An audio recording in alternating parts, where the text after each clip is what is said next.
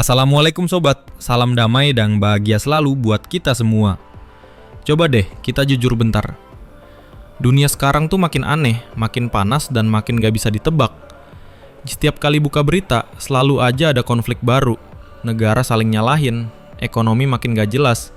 Dan kadang kita mikir, bro, ini dunia masih aman gak sih? Tapi tenang dulu sob, Allah udah kasih semua petunjuknya. Mulai dari cara mikir sampai gimana caranya kita tetap kuat di masa genting. Karena buat kita, setiap ujian besar itu bukan akhir, tapi awal dari kesadaran. Jadi jangan takut sama ujian sob, karena di balik semua kekacauan ini, ada panggilan buat kita. Buat balik lagi ke Allah dengan hati yang sadar dan siap. Kalau kita lihat dunia sekarang, Sob, semuanya udah kayak bara yang siap nyulut perang besar. Lihat aja, Rusia dan Ukraina masih bersih tegang, senjata terus berdesing, dan ekonomi global ikut goyah. Di sisi lain, NATO dan Amerika makin nunjuk gigi, bukan cuma soal politik, tapi soal siapa yang berkuasa atas dunia. Belum cukup sampai situ, di Timur Tengah, Palestina dan Israel nggak pernah benar-benar damai. Setiap roket yang terbang, setiap nyawa yang jatuh, itu bukan cuma berita, tapi peringatan keras dari sejarah. Dan sekarang, Iran mulai bergerak, sementara Presiden Israel lantang bicara tentang Israel Raya, klaim wilayah besar yang bisa nyulut konflik baru di kawasan. Semua ini bukan sekedar politik dunia, tapi puzzle besar yang udah disusun Allah dalam skenario akhir zaman. Ketegangan makin merembet, ekonomi, sumber daya, bahkan ideologi ikut terbakar. Dan kalau bara ini dibiarkan nyala, bukan nggak mungkin. Inilah pintu menuju Perang Dunia Ketiga. Makanya, umat Islam nggak boleh cuma jadi penonton.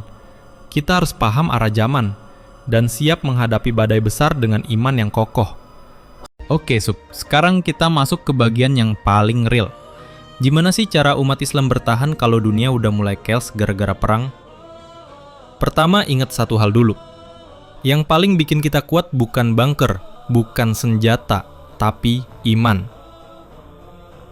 Pas dunia lagi panas, jangan panik. Balikin semuanya ke Allah. Sholat jangan tinggal, zikir jangan putus, dan tetap bantu orang lain sebisanya. Karena sedekah dan tolong-menolong itu bisa jadi perisai spiritual kita di masa kacau. Kedua, belajar dari perang zaman Nabi SAW. Misalnya di Proposals, umat Islam menang bukan karena jumlah, tapi karena kompak dan tawakal. Artinya apa? Kalau sekarang kondisi dunia lagi tegang, lu juga butuh tim kecil yang solid. Teman-teman yang saling jaga, saling bantu dan gak egois. Itu kekuatan sejati umat. Nah, di Perang Khandak, Nabi dan sahabat bikin parit buat pertahanan. Artinya, Islam itu bukan cuma doa, tapi juga strategi dan inovasi. Kalau zaman sekarang, parit kita bisa berupa sistem cadangan air, solar panel, kebun kecil, atau komunikasi radio darurat. Kreatif tapi syariah. Di sisi ekonomi, Rasul SAW udah wanti-wanti soal dinar dan dirham, emas dan perak. Uang kertas bisa jatuh, tapi nilai logam tetap hidup. Jadi simpan sedikit aja, nggak usah banyak. Yang penting punya pegangan nyata. Dan jangan lupa, bantu ekonomi lokal. Belanja di warung tetangga, bantu petani, bikin komunitas barter kecil. Hal lain harus disiapkan kamu. Cadangan air minum dan makanan kering. Uang tunai kecil dan sedikit logam mulia. Solar charger atau power bank.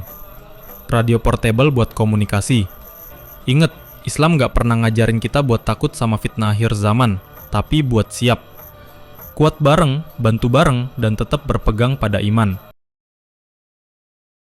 Dunia bisa aja makin panas, tapi Islam udah kasih kita peta jalan buat tetap tenang, kuat, dan cerdas. Ingat, selama kita pegang iman, strategi dan persaudaraan, nggak ada kekacauan yang bisa ngalahin semangat umat yang bersatu. Sampai ketemu di episode selanjutnya, tetap kuat, tetap cerdas, dan tetap jadi sub yang beriman. Assalamualaikum warahmatullahi wabarakatuh.